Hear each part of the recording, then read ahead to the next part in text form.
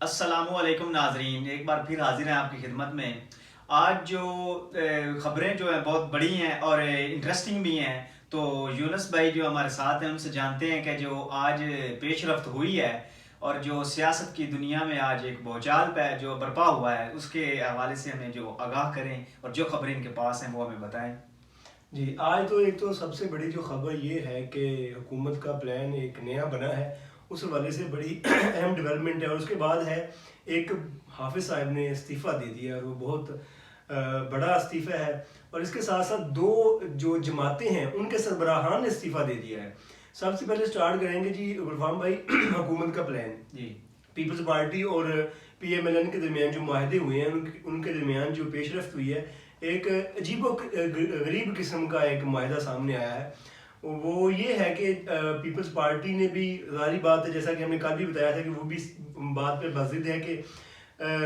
ان کا prime minister ہوگا، اور نون لیگ بھی بضد ہے کہ پرائم منسٹر ان کا ہوگا۔ اب بات اس چیز پر آئی ہے کہ جس پارٹی کی زیادہ سیٹیں ہیں وہ جو پارٹی ہے اس کا پرائم منسٹر زیادہ دیر کے لیے ہوگا، اور جس پارٹی کی سیٹیں ذرا کم ہیں اس کا پرائم منسٹر ذرا کم دیر کے لیے ہے۔ تو اس بات پہ معاہدہ ہوا ہے کہ 3 سال کے لیے پہلے جو پرائم منسٹر کا امیدوار ہوگا وہ پاکستان مسلم لیگ نون سے ہوگا، اور اس کے بعد جو پرائم منسٹر 2 سال کے لیے ہوگا وہ پیپلز پارٹی کے لیے ہوگا۔ اچھا، اس میں یہ ایک بات جو دو بڑے ہیں، سیاسی بڑے ہیں، یعنی کہ سابق صدر مملکت آصف علی زرداری صاحب اور میاں نواز شریف، یہ دونوں حکومت لینے کے موڈ میں نہیں ہیں۔ ان کی جو نیچے والی پونگ ہے، لائک دیٹ مریم نواز، خواجہ آصف اور احسن اقبال اور شہباز شریف، یہ حکومت لینے کے موڈ میں ہیں،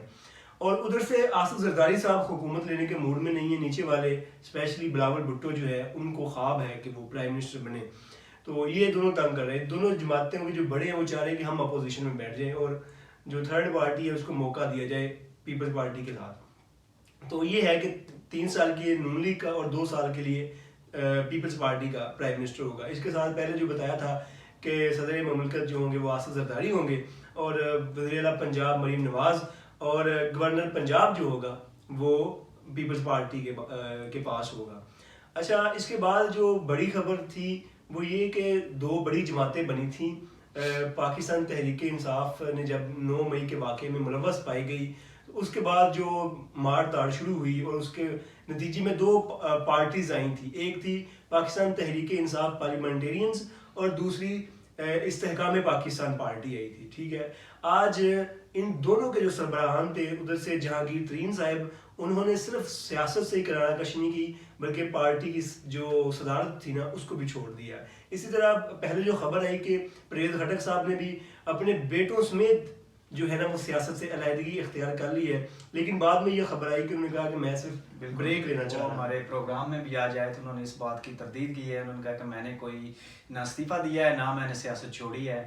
تو یہ ایک بات کنفرم ہو گئی ہے کہ جو وہ کہہ رہے تھے کہ خبریں پھیلائی گئی ہیں، یہ مطلب جو بھی ہے، یا بعد میں انہیں کسی کی کال آ گئی ہے کہ آپ جو ہوا ہمارا برم رکھ لیجیے۔ بالکل۔ اچھا جی، اس کے بعد ایک نیا جو پنڈورا کھولا گیا ہے وہ کھولا گیا ہے کراچی سے، یعنی جماعت اسلامی کراچی کے جو امیر ہے حافظ نعیم الرحمان، وہ 2 سیٹوں سے ون ہو گئے تھے،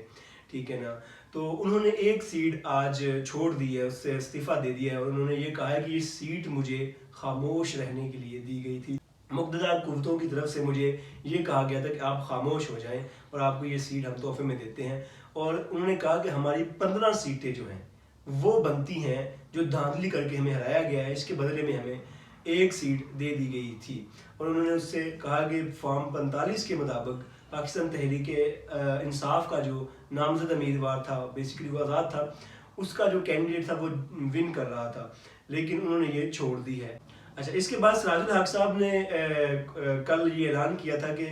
ملک میں جو ہے میسو دھاندلی ہوئی ہے، اور الیکشن کمشنر جو چیف الیکشن کمشنر ہے اس کو چاہیے کہ وہ مستعفی ہو جائے۔ تو پھر وہ آج لگتا ہے انتظار کرتے رہے کہ وہ مستعفی ہوں، لیکن پھر انہوں نے خود ہی چاہا کہ میں خود ہی مستعفی ہوتا ہوں۔ انہوں نے بھی پارٹی کی صدارت چھوڑ دی ہے، لیکن ان کا یہ پروسیس ہوتا ہے کہ وہ ہر 5 سال بعد جو ہے انٹرا پارٹی الیکشن کرواتے ہیں، اس کے بعد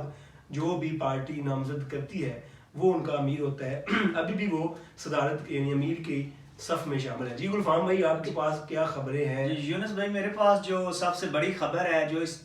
وقت سوشل میڈیا پہ گردش کر رہی ہے کہ جی اڈیالہ جیل میں آج پھر کوئی بڑی ملاقات ہوئی ہے اور خان صاحب کو آفر کی گئی ہے کہ آپ کے سارے کیسز بھی معاف کیے جائیں گے, آپ کو جیل سے بھی نکالا جائے گا, لہٰذا آپ ہماری ڈیل قبول کر لیجئے.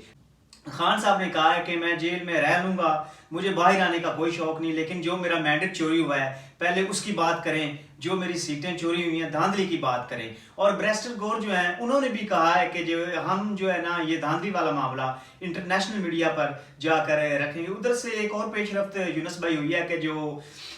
ٹی ایل پی ہے انہوں نے پی ٹی آئی سے کہا ہے کہ جی ہم جو فارم 45 ہیں وہ آپ کو دینے کو تیار ہیں, ہم آپ کے ساتھ جو ہے نا وہ اتحاد کرتے ہیں اس معاملے میں. اور دوسرا یہ کہا جا رہا ہے کہ جی خان صاحب کو جو ہے نا اب بہت جلد جو ہے وہ اڈیالہ جیل سے بنی گالہ منتقل کیا جائے گا, کیونکہ اچانک خان صاحب کو جو جیل سے نہیں جو رہا کیا جائے گا وہ اس لیے کہ جی